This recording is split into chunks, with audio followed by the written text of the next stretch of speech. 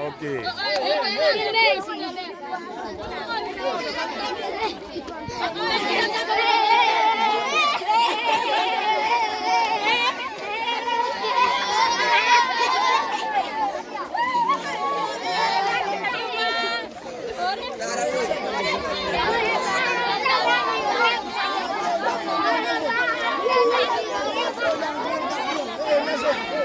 Ouais.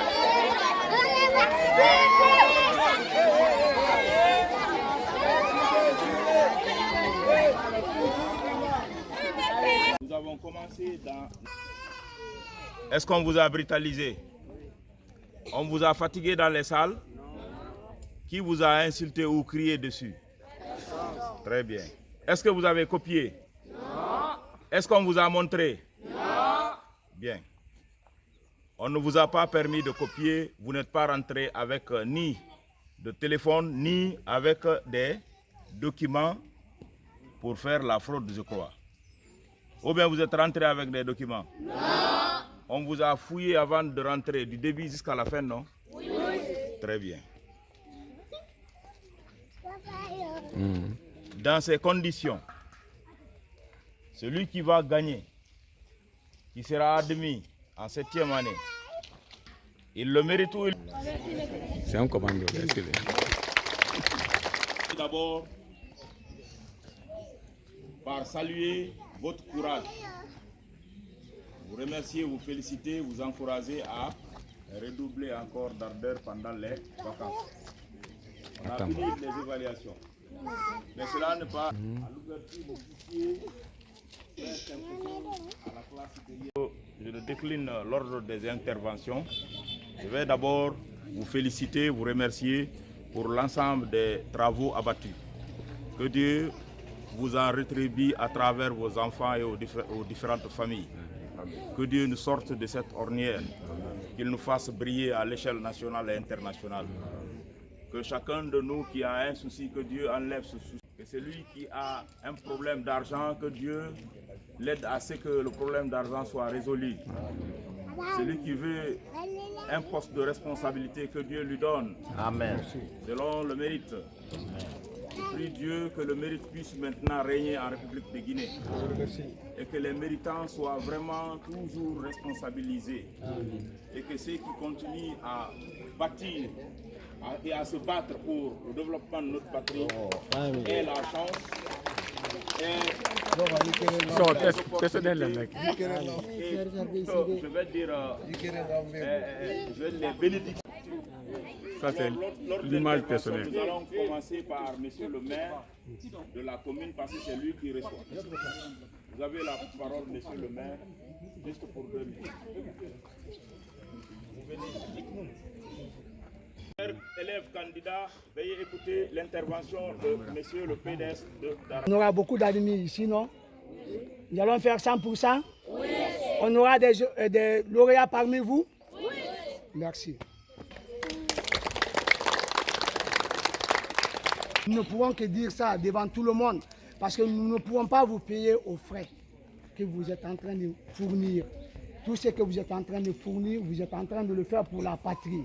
Et au nom de cette patrie, nous vous remercions et nous prions Dieu que Dieu vous paye encore. Monsieur le DSA a dit quelque chose. Nous sommes vraiment d'accord et nous sommes vraiment contents de tout ce qu'il vient de nous dire. Nous sollicitons aujourd'hui maintenant que l'enseignement, le système éducatif soit amélioré de plus parce que nous le vivons. Mais il y a des remarques qu'on a constatées. J'attire l'attention des enseignants, le système éducatif en général, pour que les parents d'élèves ici, c'est ce qui fait le problème. Pourquoi je dis heureusement ils ne sont pas là.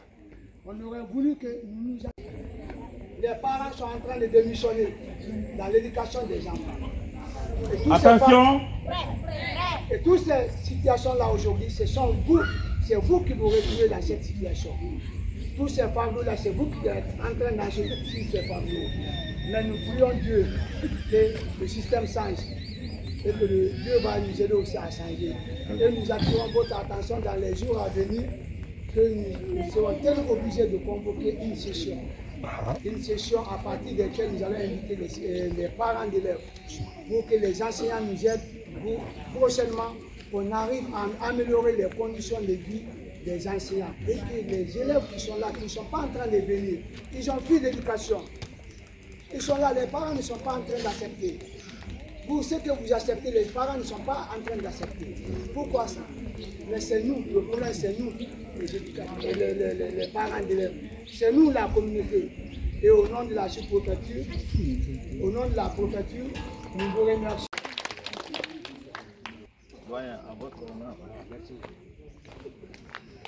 Chers encadreurs, autorités communales, autorités sous-préfectorales, les forces de défense et de sécurité, mes élèves, mes amis, bonjour encore.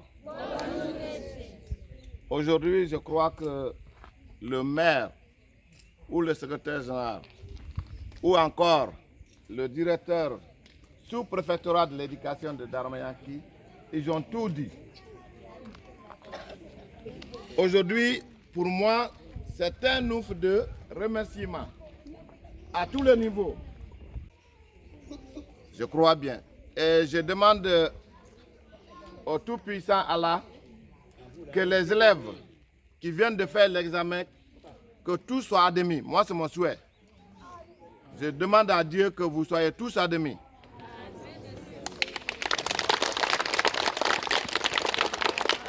Et que les lauréats de la Guinée sortent d'ici. Mais attendez-vous aussi.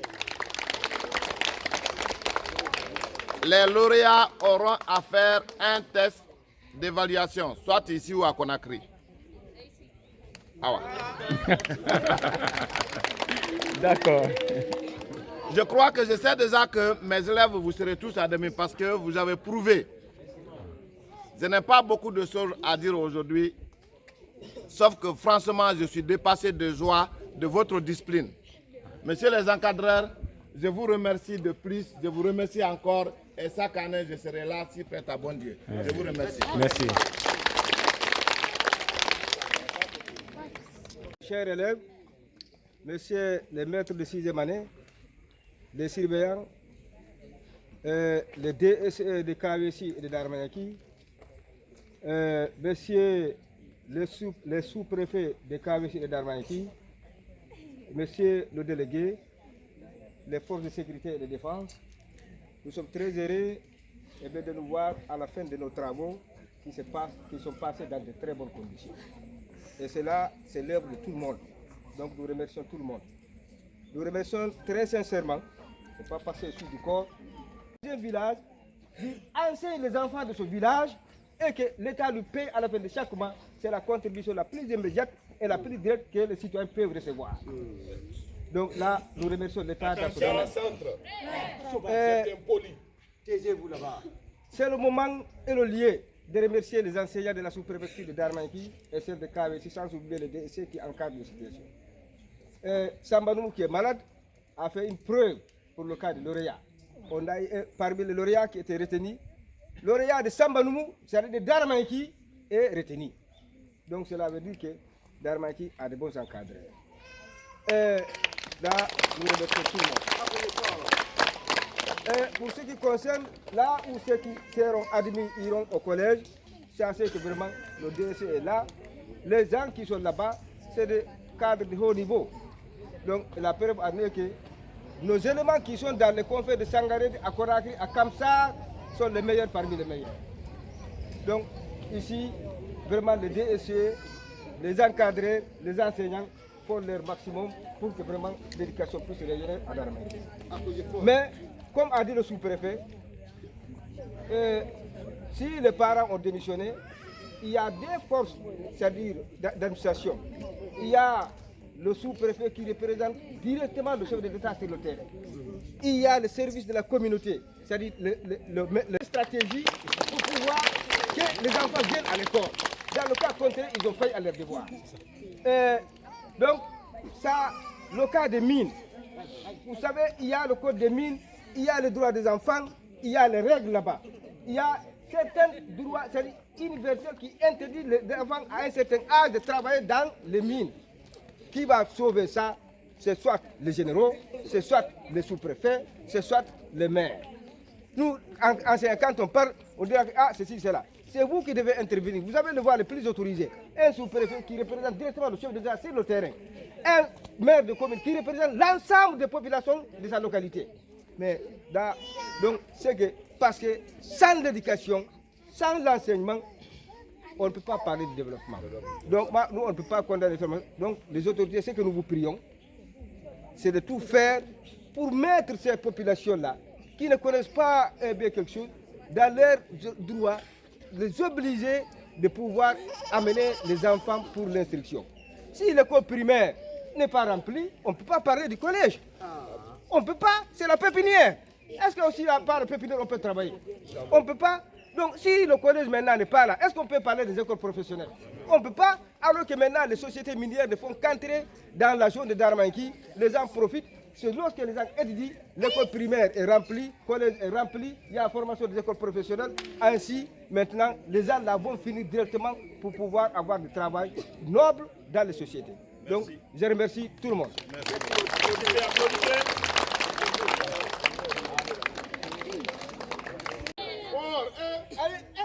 J'ai quelque chose à dire là.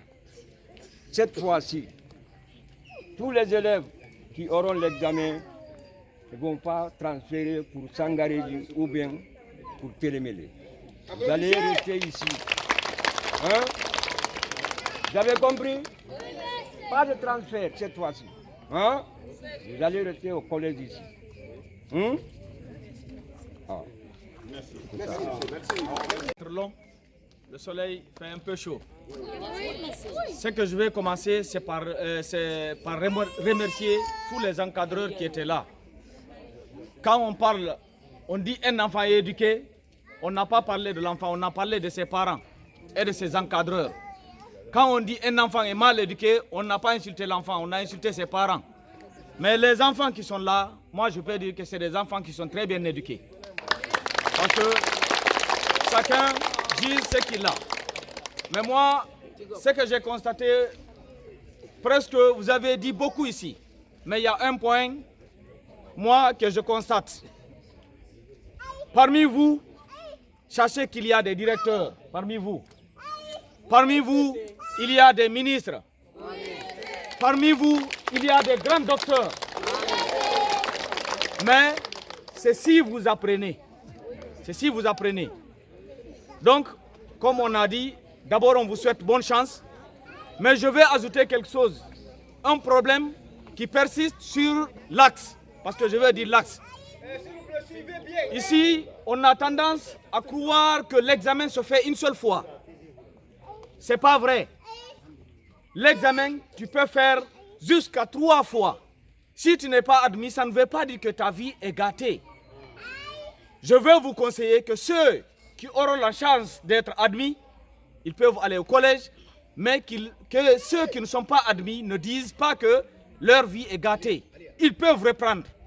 Il y a un adage qui dit que le premier à l'école n'est pas toujours le premier dans la vie.